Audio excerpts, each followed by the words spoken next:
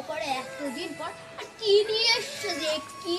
বনগাঁর সুমধুর মিষ্টি, যা তুমি একবার খাবে বারবার মনে রাখবে। তো সব ছাড়ো, তোমাকে ছাড়া আমি থাকতেও পারছি না, তুমি বাড়ি চলো।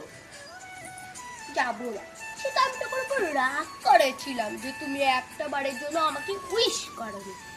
কেন উইশ করোনি জানো? আমি যে এত ভালো একটা চাকরি পেয়েছি।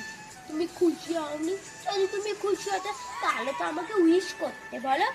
আমি ভাবলাম প্রথমবারের যখন আমি স্যালারিটা পাবো সবাইকে জামা কাপড় কিনে দেবো, ভালো হবে না বলো? ঠিক আছে, তুমি যখন এতবার করে বলছো তাহলে আমি যাই। আরে যাই বললেই কি যাওয়া? কি ব্যাপার, লুকিয়ে লুকিয়ে মন্দিরে সিঁদুর পরিয়ে দিলে সেটারে বিয়ে বলে না? হ্যাঁ, আর যেই চাকরি পেয়েছে সেই বাড়িতে এসে উঠেছে। হ্যাঁ, তার হচ্ছে না। কেন? আমি কি অকর্মণ্য? আমি কি কুড়ে? আমি কি কাজ করি না? তোমাদের কি মনে হয় আমিও কাজ করি? তোমার এই বোনটাকে না আমিও খাওয়াতে পারবো না সেটা ভেবো না, আমি ঠিক খাওয়াতে পারবো। তোকে খাওয়াবি বলছিস? ক টাকা মাসে বেতন পাস? হ্যাঁ, ক টাকা পাস?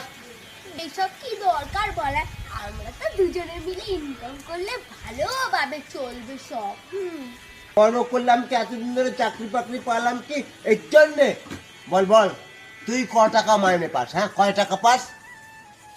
1,60,000, মানে 1,60,000 টাকা বলছি ওই 1,53,000 পায়। বড় কোম্পানি মানে আইটি সেক্টরের মতন জায়গাতে চাকরি করে, বুঝতে পারছিস?